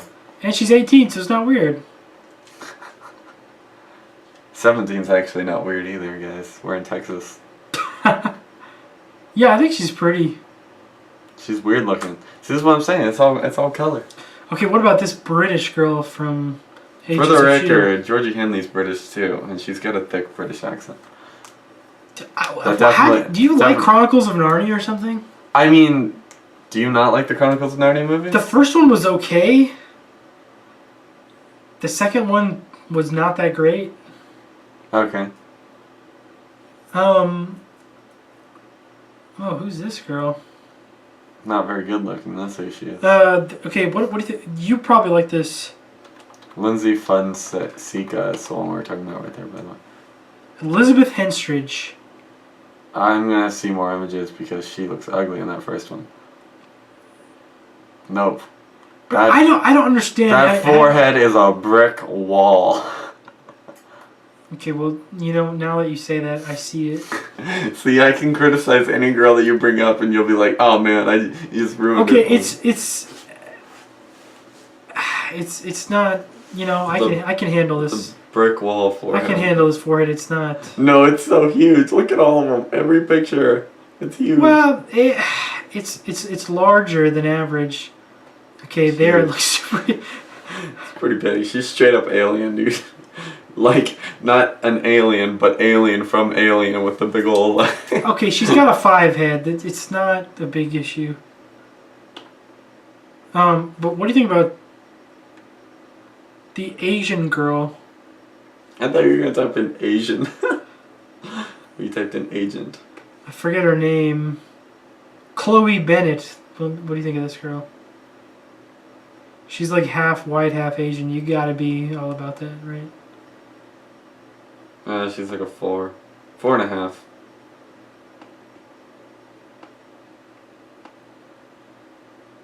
Are you sure? No, maybe she's a 5.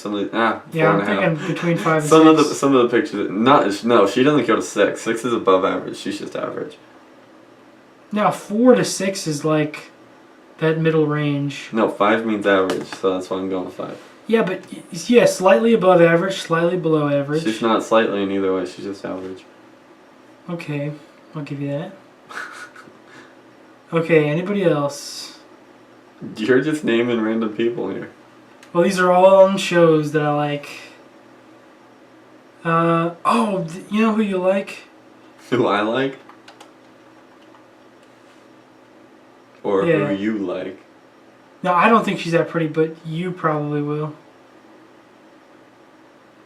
What? It's the, oh man. Why are we doing this? Danielle Panabaker, you probably know her from her Disney shows. Probably don't.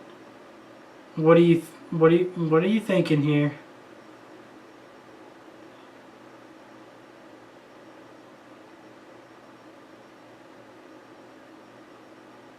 These are all really bad images. Danielle Panabaker, what do you think? I mean, her name suggests that she can cook. And that's attracted to you, right? Not really, actually. I'm gonna have to see legit images. Okay, here we go. That's probably not the best one. Okay, that's probably as good as it gets. Yep, you love it. Nah. Dude, if you're liking Georgie Henley, this is your... Some of them are good. She's probably above average. She's probably like a 6. Okay, see, for me, she's a 4. Really? Yeah. Okay, maybe... Possibly 3. Some of these pictures, she might be like a 6.5. But see, that one, like, no, she's a 6. But this one... No, that one's not even one of the gooder ones. The better ones, rather. But this one... Okay, what about the lady from Man of Steel? Haven't seen Man of Steel. What's her name? The lady from Man of Steel. No, oh man. Henry Cavill. Is that actually her name? No, that's the guy's name. Amy Adams. God, I cannot believe it.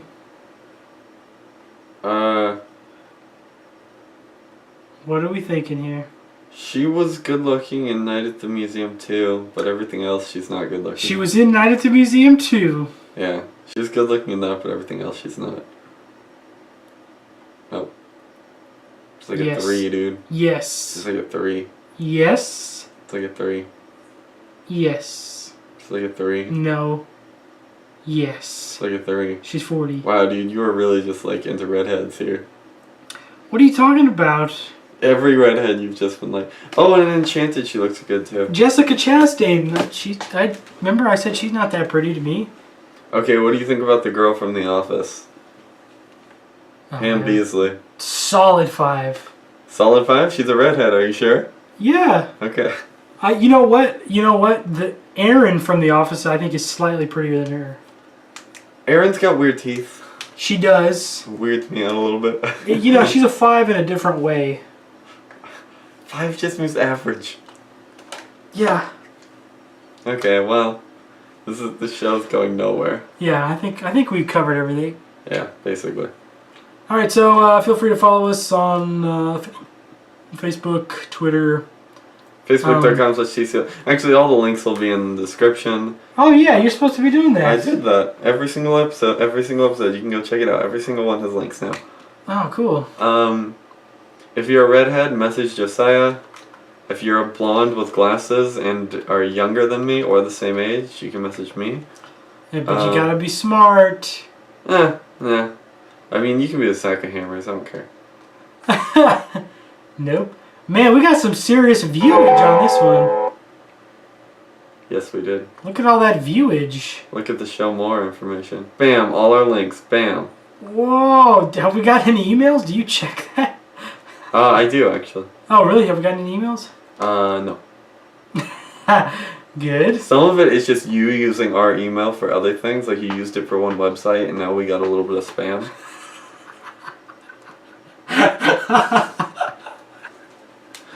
I probably did. You did. It was for some movie rating website.